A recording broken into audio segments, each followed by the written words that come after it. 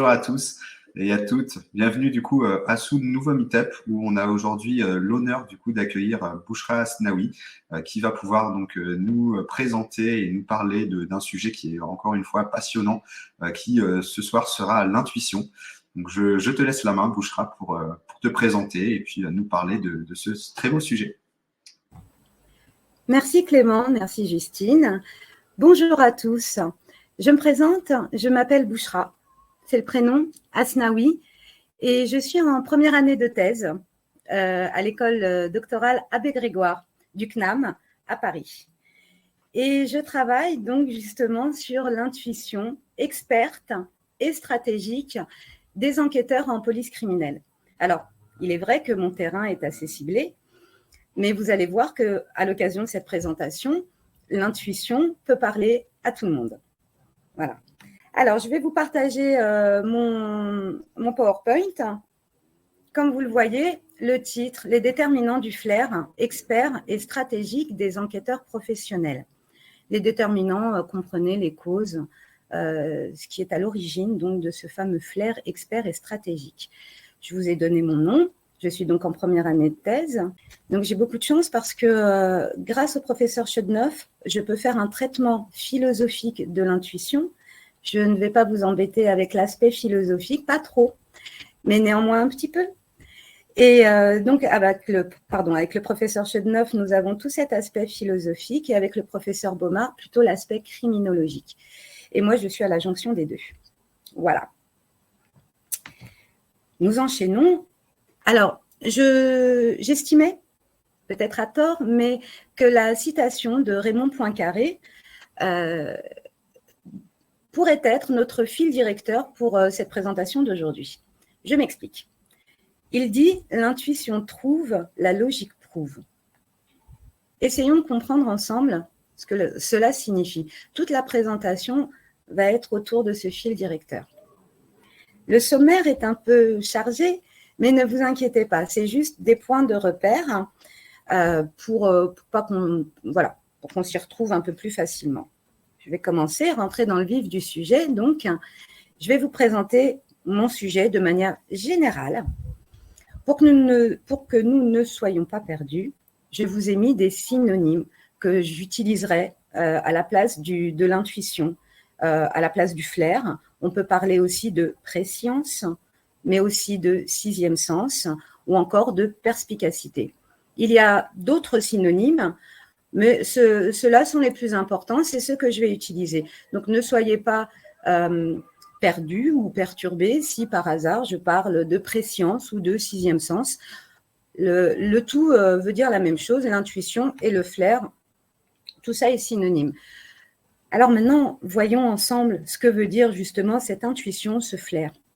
Beaucoup d'entre nous savons ce que c'est. On en a une définition, somme toute, assez commune. On sait que c'est une sorte de pressentiment qui peut être plus ou moins vrai. Moi, cette définition-là ne m'intéresse pas trop. Je vous le dis franchement. Ce qui m'intéresse, c'est plutôt la définition académique, parce qu'à partir de cette définition académique, vous allez voir, il y a des paradoxes dans lesquels on va pouvoir rentrer et pouvoir étudier justement ce phénomène. Donc, je reviens doucement sur ce qu'est l'intuition. Les deux sources que je vous ai citées nous disent que c'est une connaissance directe et immédiate d'une vérité. Voilà, il faut se concentrer sur le terme connaissance. L'idée que l'intuition soit définie comme une connaissance, ça veut dire qu'elle appartient au domaine de l'intelligence d'office. Donc, on peut la sortir du domaine de l'instinct, du réflexe. La connaissance, c'est quelque chose donc qui s'apprend. Donc on est dans l'ordre du cognitif, d'accord ? Là, on retient bien que l'intuition est donc une connaissance.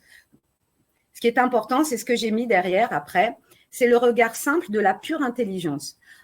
Dit comme ça, on dit c'est un peu mystique. Justement, le but de ce travail, en tout cas, un de mes buts affichés, c'est de retirer l'intuition, le flair, tout ça, de la case mystique. Pas du tout. Pas du tout. C'est une connaissance. Elle appartient au domaine cognitif. c'est quelque chose, donc, vous allez voir, en tout cas, c'est mon pari, c'est mon hypothèse, c'est quelque chose que l'on peut travailler, voire améliorer. Et vous voyez, en plus, on est très proche du génie créateur. On verra ça aussi en quoi l'intuition peut être géniale et créatrice. C'est vraiment la combinaison des deux mots qui est plutôt pertinente. Moi, comme je travaille sur le flair, je vous ai dit que le flair, c'est le synonyme d'intuition. Pas de souci. Néanmoins, avec le flair, on a une petite dimension supplémentaire. Petit rappel, au départ, c'était l'aptitude d'un animal quelconque, plus précisément le chien, à justement reconnaître une piste. Vous savez qu'on utilise encore beaucoup nos amis les chiens pour repérer, par exemple, à l'intuition des cancers. Ils le sentent, on les habitue, on habitue leur nez à repérer les cellules qui émettent apparemment des odeurs qu'ils peuvent, eux, déceler. Donc voilà, au départ, le flair, c'était vraiment dans le domaine animalier. Et comme je vous l'ai mis, petite culture générale, ça ne fait pas de mal, en 1878, ce sens propre est devenu un sens figuré, finalement, et ça finit par dire aussi que c'était une aptitude d'une personne à avoir de l'intuition, donc de la perspicacité. C'est une finesse et une intelligence d'esprit. Vous voyez, on reste toujours dans le domaine cognitif, de l'intelligence, de la connaissance, et on n'est pas du tout dans le domaine du corps, de l'habitude, du réflexe. Maintenant qu'on a compris que la connaissance, que l'intuition était une connaissance, on en convient donc ensemble qu'il existe deux types d'intelligence, pas qu'une seule. La première, vous la connaissez tous, c'est l'intelligence déductive, celle qui passe par des étapes. Par exemple, je ne sais pas si vous connaissez les syllogismes, mais regardez, c'est très simple. Si je dis « tous les hommes sont mortels », or Bouchra est un homme, enfin un être humain, donc la triste conséquence, oui, je suis d'accord, Bouchra est mortel. Donc là, ce raisonnement, c'est un raisonnement, justement, il procède par étapes, vous voyez.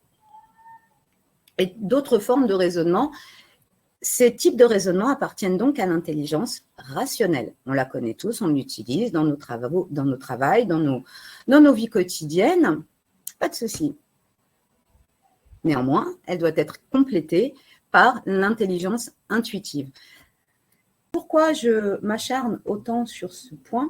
C'est parce que à partir du moment où on rattache l'intelligence intuitive à l'intelligence, on peut travailler dessus. Là, je continue en fait sur les caractéristiques réciproques et propres de chaque intelligence. Alors, l'intelligence intuitive, vous l'aurez tous compris, je pense, elle est caractérisée par son immédiateté. Elle est immédiate, d'accord? Quand je ressens quelque chose. Alors, l'intuition, elle peut porter sur des actions, sur des gens, sur des situations, sur des objets quelconques. Je prends un exemple. Mon intelligence intuitive, mon intuition me dit que la personne X n'est pas une bonne personne. Ressent en moi. Alors, justement, je vous fais une toute petite parenthèse. Il y a des gens qui travaillent justement sur les effets de l'intuition, mais à travers le corps. D'accord? Même si c'est une intelligence et que ça vient, que c'est cognitif, on peut avoir des effets dans le corps, ce qu'on appelle les gut feelings. C'est-à-dire que, par exemple, vous rencontrez quelqu'un pour la première fois, vous ne l'aimez pas, eh bien, il va se passer quelque chose en vous de physique. Vous allez avoir des symptômes physiques de ce rejet intuitif envers cette personne. Je ne dis pas que vous pouvez ne pas vous tromper, vous pouvez vous tromper, vous pouvez avoir raison. Ce n'est pas ce qui m'importe pour le moment. Ce qui m'importe, c'est que quand vous ressentez ça, c'est immédiat. On est d'accord? Surtout, une personne que vous n'avez jamais rencontrée ne peut pas dire qu'il y a eu préparation à l'avance. On ne peut pas passer par des étapes quand la situation est inconnue ou quand la personne est inconnue. Pour autant, je ressens des choses. Voilà. Et ce ressenti est, lui, immédiat.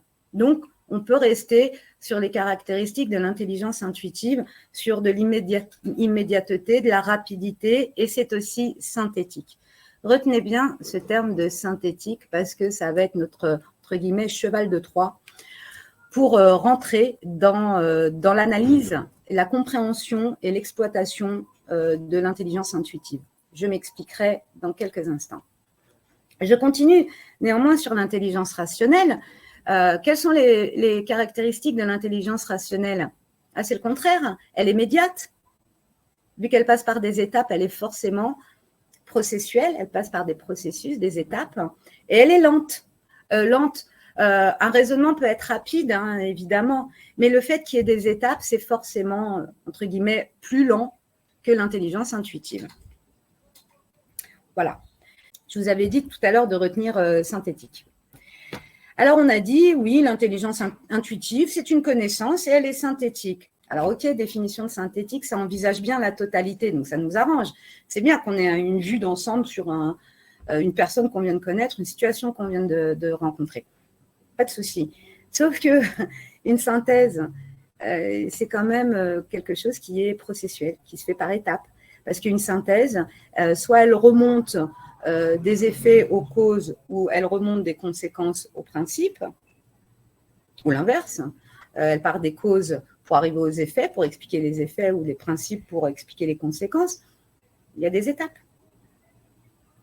Donc, j'en viens, et là c'est vraiment un point d'orgue important, j'en reviens à dire que l'intelligence intuitive est finalement, elle aussi, comme l'intelligence rationnelle, médiate. Et je pense qu'il y a eu depuis quelque temps une grosse confusion entre l'immédiateté du sentiment vécu, vous voyez, je vois quelqu'un, je ne l'aime pas, j'ai le sentiment, l'intuition que c'est quelqu'un de mauvais, ce sentiment-là est immédiat. Pour autant, pour en arriver à ce sentiment-là, c'est que, même si je ne connais pas la personne ou la situation que je vis, hein, qui est nouvelle, néanmoins, mon cerveau, mon réservoir émotionnel va ça je vous le dirai après, mais il va quand même puiser dans des expériences passées similaires de manière à pouvoir me donner quand même une orientation dans le présent. Mais vous voyez, il y a quand même une étape, cette synthèse, tout ce qui est passé sur son terrain en plus, et comme absorbé à notre insu par notre cerveau. Ce qu'on appelle la mémoire à long terme. Mais j'y reviendrai. Est-ce que pour autant, pour l'instant, je ne vais pas aller trop vite parce que c'est le point de rupture, j'ai envie de dire, que en son sein, dans sa définition même, l'intuition définie comme immédiate porte en réalité en elle-même quelque chose de médiat, d'intermédiaire, de processuel. Alors, je vais enchaîner sur le problème et la problématique. L'intuition, le flair professionnel, c'est quelque chose qui est vécu à la première personne. C'est donc forcément subjectif, personnel. Ce que je n'ai pas mis là-dedans, c'est que si c'est subjectif et personnel, c'est forcément potentiellement partiel, avec un bout, et puis partial, parce que ça n'engage que nous, quoi. Donc, vous commencez à sentir le problème se profiler. Ça donne naissance à la problématique suivante. Comment retrouver sur la base d'entretien qualitatif les déterminants du flair pour en faire un soft skill? Alors, je m'explique. Dans mon travail de recherche doctorale, je vais être amenée à ce que j'avais déjà fait dans le cadre de mon travail de mémoire, de master en criminologie. Donc, je vais aller les interroger et leur demander de me parler de leur flair. Sur mon terrain d'enquête, des enquêteurs, il y a 3, pour moi, possibilités. Je parle aussi sous couvert de mon directeur de thèse qui a quand même validé tout ce que je viens de vous dire. Quand même, mais néanmoins, pour moi, il y a 3 grands axes possibles pour étudier l'intuition en enquête criminelle auprès des enquêteurs criminels. Il y a tout d'abord la découverte de la scène de crime. Alors, bien sûr, les enquêteurs en criminel ont tout un protocole à respecter quand ils rentrent dans une scène de crime. Pour autant, pour tous ceux que j'ai interrogés, il y a un moment où on arrive, on respire la scène, on s'en imprègne. Ça, ce n'est pas dans le protocole officiel, du tout. Et ce moment-là n'est pas du tout exploité. Et je me souviens, en l'occurrence, d'un commandant de police que j'ai interrogé et qui me dit qu'il arrive sur une scène de crime Et tout de suite, il ressent que la scène a été maquillée. Que veut dire une scène maquillée? Ça veut dire qu'on a changé le scénario initial pour faire croire aux policiers et au reste de la société à un autre scénario. Voilà. Et donc, lui, tout de suite, a compris que la scène était maquillée. Et c'est ce qui a permis d'ailleurs après de choper le méchant. Cette intuition-là, vous voyez, sur la scène de crime, le protocole ne sert à rien, c'est l'expérience. Et donc, justement, c'est processuel parce que ce commandant, avec ses années d'expérience, a vu des scènes de crime. Plusieurs, nombreuses. Donc, à un moment donné, son intuition s'est aiguisée dès qu'il rentre en contact avec une scène de crime, il sait tout de suite, il sait regarder, il sait sentir, il sait écouter et il sait regarder. L'observation, vous allez voir, est très importante. Et donc, du coup, voilà, l'intuition sur la découverte d'une scène de crime, elle peut être cruciale. J'en ai un autre qui m'a dit, pareil, il y a eu un crime, etc. Et il ne sait pas pourquoi, il prend l'ascenseur et par terre, il y a un crachat. Allez savoir pourquoi ce commandant, enfin, ils n'étaient pas commandants à l'époque, ce monsieur décide de prélever le crachat. Eh bien, il s'avère que, je vous la fais courte, évidemment, mais il s'avère qu'effectivement, c'est ce crachat qui a permis de remonter le mis en cause. Que des intuitions. Si on avait dû écouter le protocole, on n'aurait pas été chercher le crachat parce qu'il y a une zone définie et les enquêteurs n'en seraient pas sortis.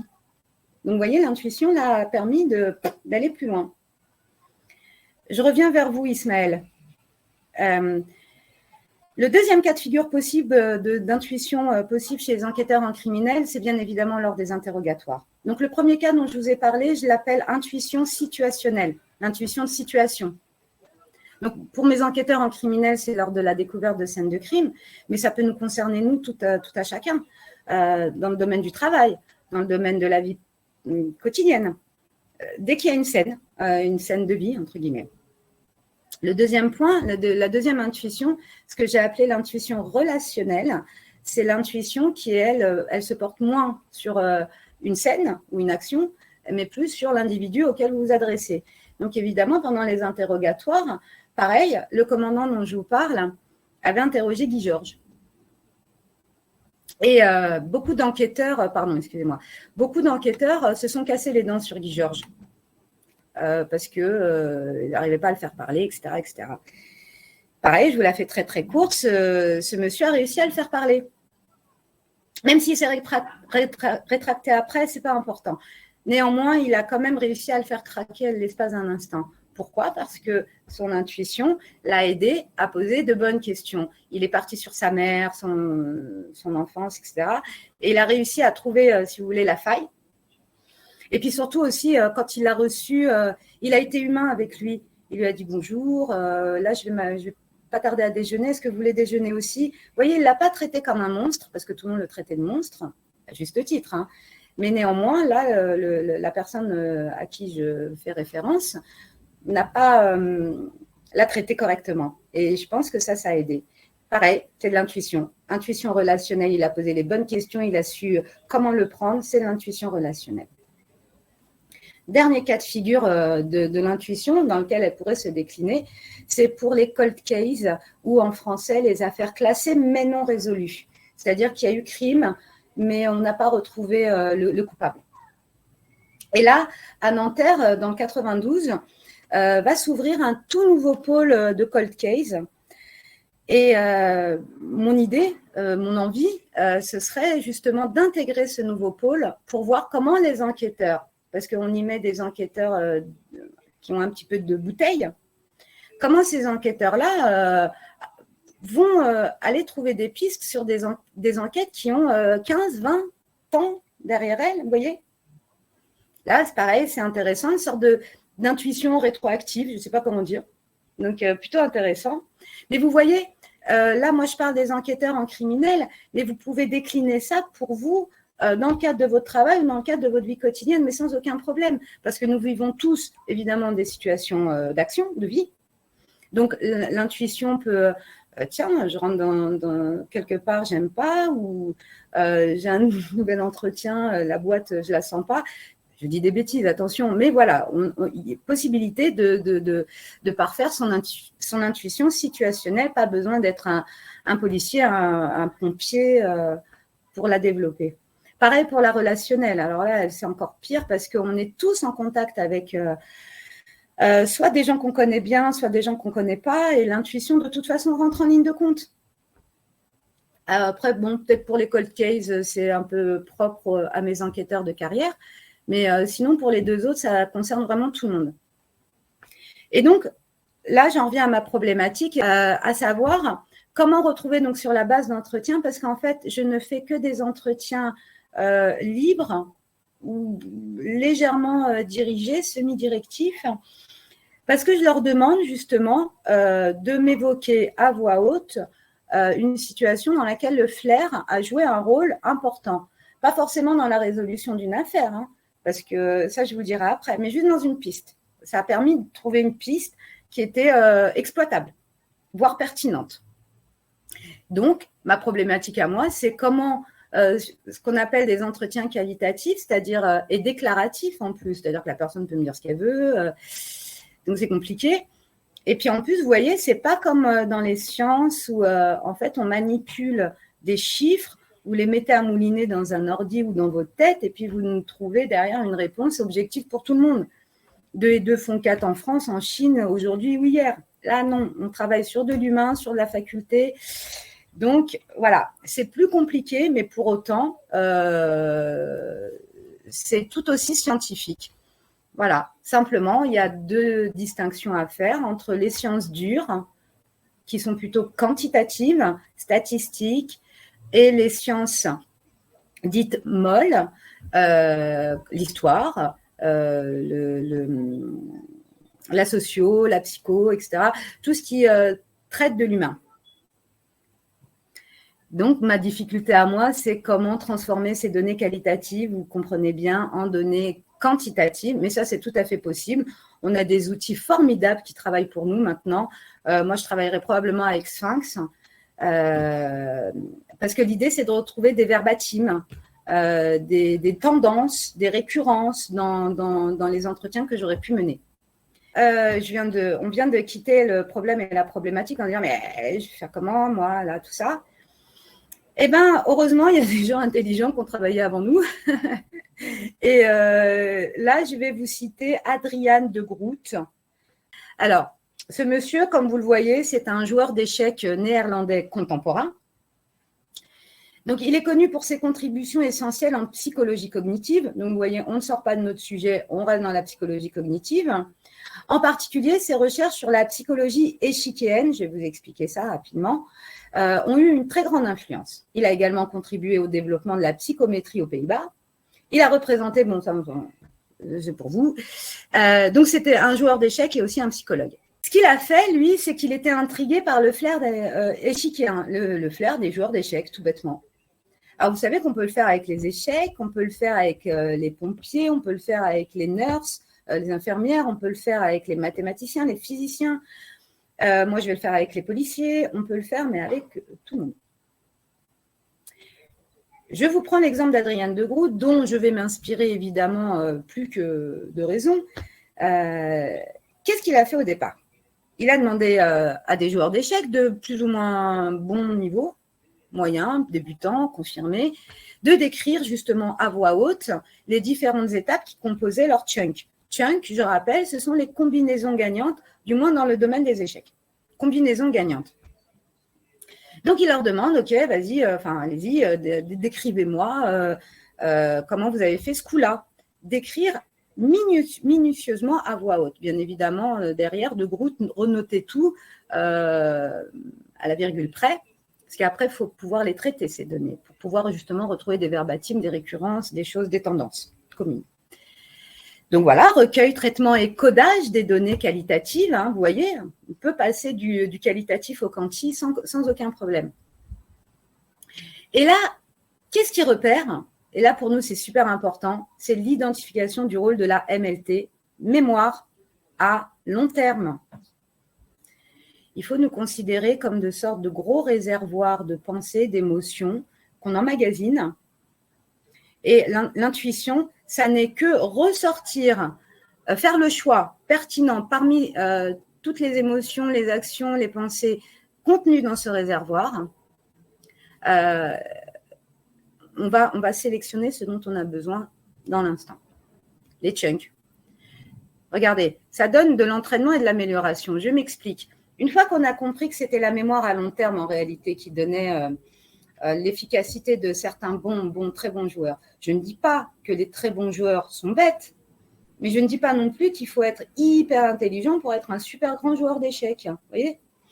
Parce qu'une fois qu'on a compris le rôle essentiel, on est dans les années 60, là, pour vous situer déjà un petit peu au niveau temporel, quand il a identifié la MLT, Adrian de Groot, après, c'était facile de dire aux joueurs qui voulaient s'améliorer, apprends le plus de chunks, apprends le plus de planches, apprends le plus de combinaisons, mais vraiment apprends-les, ou alors joue le plus possible de manière à nourrir, alors vraiment pour le coup c'est nourrir la mémoire, entre guillemets, nourrir, plus tu nourriras, plus tu retiendras, plus tu joueras bien. Vous voyez ? Après, je vous dirai comment justement on peut entraîner sa mémoire, comment on peut emmagasiner un certain nombre d'informations liées à son terrain. Il y a quand même une condition pour que la mémoire à long terme fonctionne sur des situations nouvelles.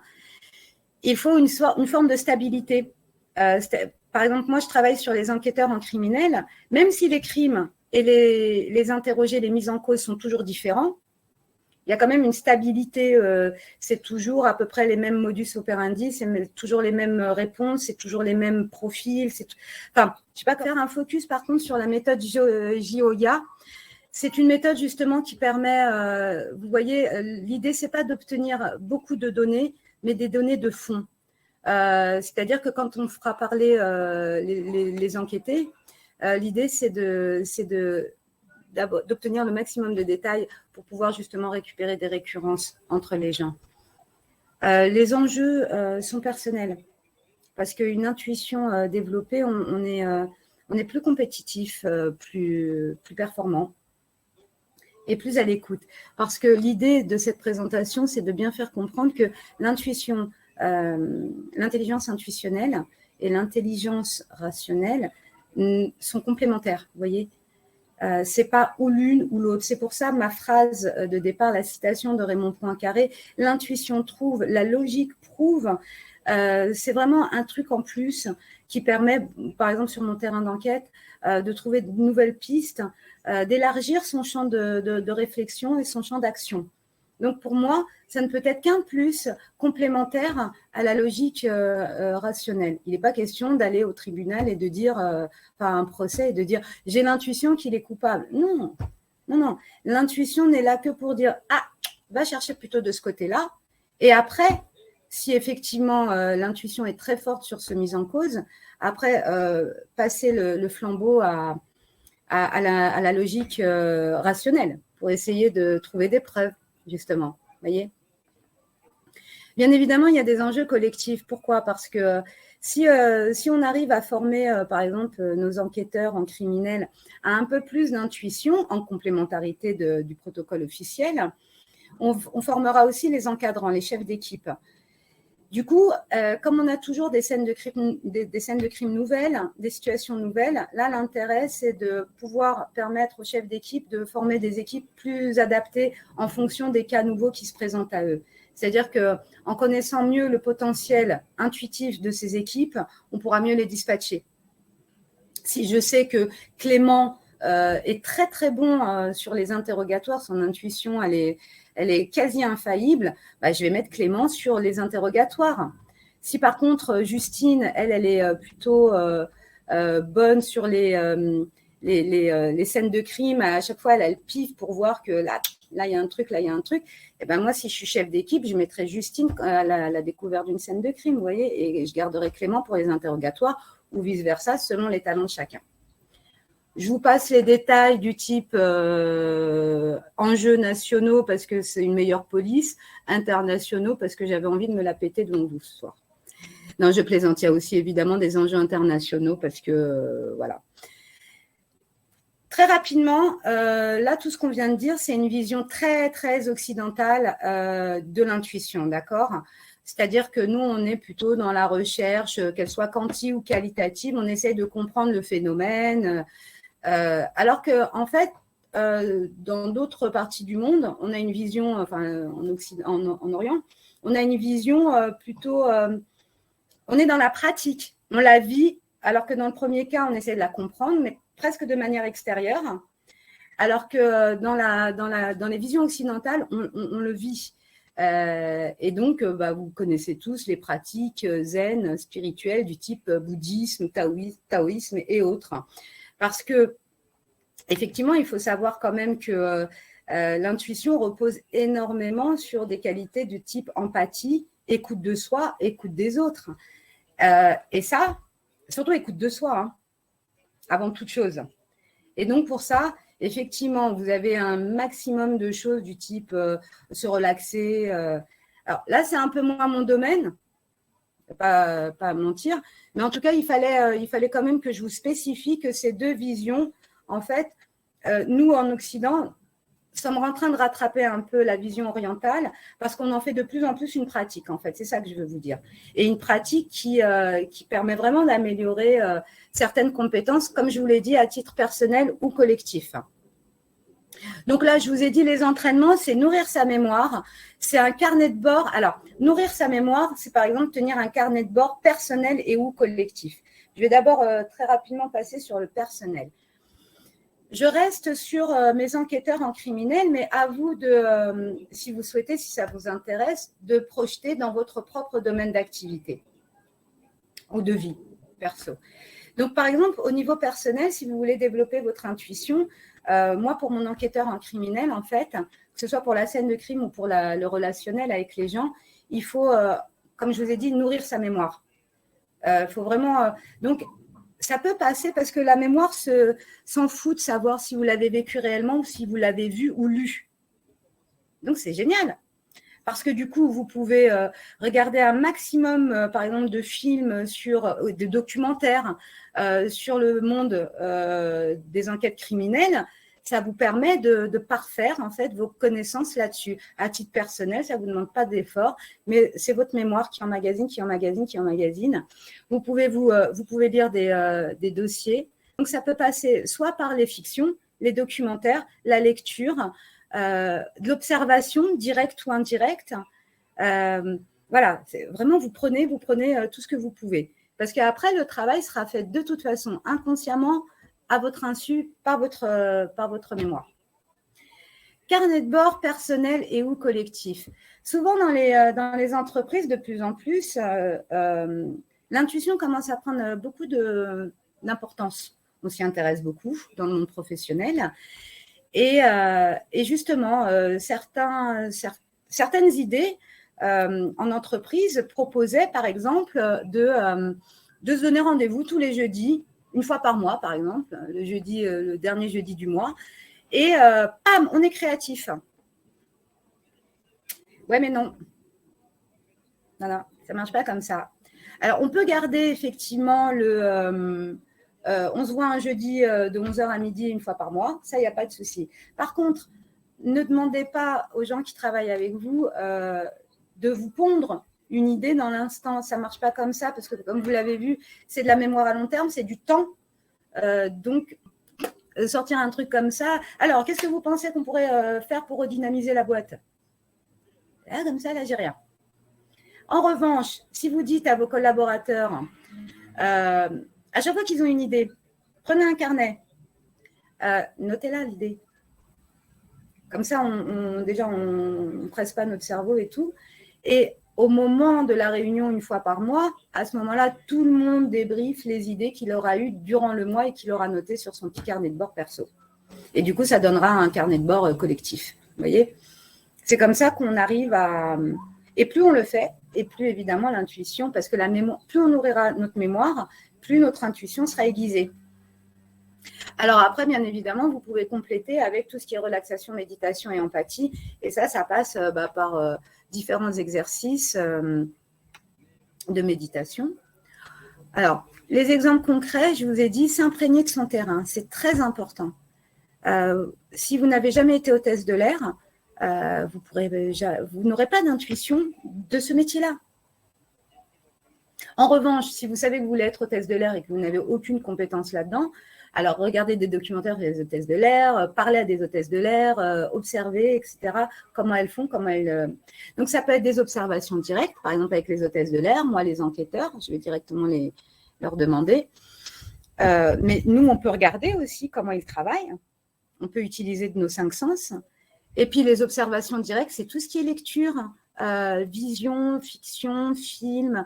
Et ça peut paraître absurde de dire ça, mais je vous assure que notre mémoire ne fait pas la différence entre ce qu'on a réellement vécu ou ce qu'on a simplement lu ou entendu. Donc, l'idée principale, c'est bien évidemment de nourrir un maximum cette mémoire pour qu'elle soit la plus performante possible. J'ai envie de vous dire, il y a de toute façon toujours un risque. L'intuition, elle peut être trompeuse, évidemment. C'est pour ça qu'il faut l'entraîner. Et c'est pour ça que d'abord, il ne faut pas s'y fier. Ça n'est qu'une première étape. L'intuition trouve. La logique prouve. Donc, ça n'est vraiment qu'une première étape, Pimpin, d'accord ? C'est vraiment l'idée, c'est simplement de s'aiguillonner quand on est perdu, de commencer une piste ou une réflexion. Voilà. Le génie créateur, je vous fais une petite parenthèse avant. Si vous regardez, si vous lisez tous ceux qui ont eu une idée à peu près géniale, Einstein, certains médecins, Nietzsche, pareil, il dit il n'y a pas de génie, il n'y a pas de génie, il y a du travail et à un moment donné, la mémoire finit par vous sortir votre truc, quoi. Vous voyez ? Alors, il y a quand même effectivement des risques. C'est moins drôle, mais le fait d'interroger des gens, ça, c'est du déclaratif, ça pose quelques petits soucis, pas très méchants, mais forcément, l'enquêteur a des croyances, l'enquêteur a des croyances personnelles, d'accord ? Moi, j'ai des biais cognitifs, j'ai des croyances. Par exemple, là, je peux très bien penser que l'intuition, elle se transmet, elle se travaille, alors que peut-être pas du tout, vous voyez ? J'ai des croyances personnelles. Il y a aussi, bien sûr, les croyances personnelles de l'enquêté lui-même.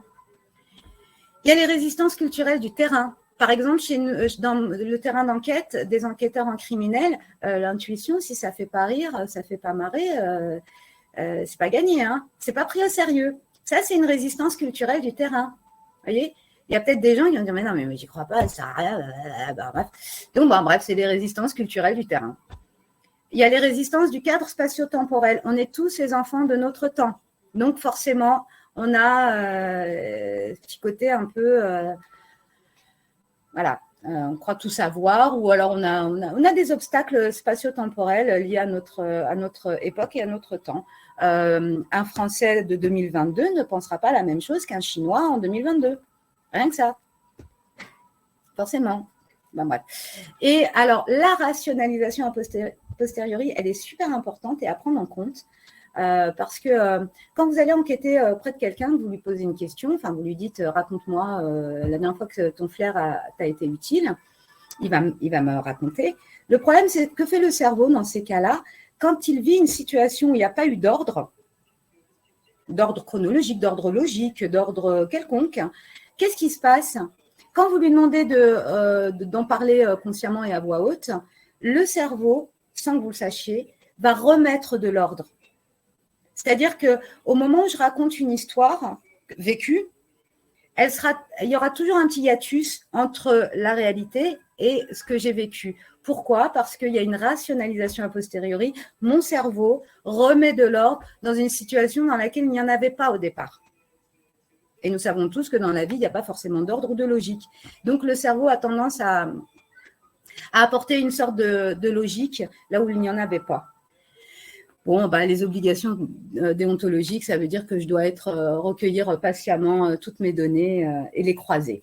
Voilà, je ne vous embête pas avec ça. Je vais conclure avec l'idée que l'intuition professionnelle, quand elle est bien comprise, quand elle est bien éduquée, elle peut et elle doit devenir un soft skill. Pourquoi ? Parce que c'est une compétence. Ce n'est pas quelque chose de mystique, ça n'est pas un don. Pour moi, effectivement, j'ai vu passer tout à l'heure que c'était inné. Je défends parfaitement l'idée que l'intuition est innée. Par contre, son amélioration est acquise. Pas de souci. Donc, pour en faire un soft skill opératoire pour tous ceux qui, à titre individuel et ou, j'aurais pu mettre collectif, souhaitent en complémentarité de leurs autres talents, explorer et améliorer au flair du temps, c'est beau, leur perspicacité. C'est-à-dire que tout ce que je viens de dire là, il n'y a pas besoin d'être un enquêteur en criminel. À titre personnel, vous pouvez développer votre intuition si vous le souhaitez. Mais par contre, retenez bien qu'il faut que ce soit un sujet précis ou un domaine d'activité précis. D'accord? Voilà, en gros. Donc moi, voilà, j'y crois. Je pense que c'est sincèrement un soft skill. Et de toute façon, vu l'air du temps, je ne sais pas pour vous, dites-moi, mais j'ai l'impression qu'on en entend de plus en plus parler, que c'est quelque chose qui va prendre, à mon avis, beaucoup d'essor dans les années à venir et dans le cadre professionnel. Fini l'intuition du Madame Irma, c'est plus ça. Au revoir.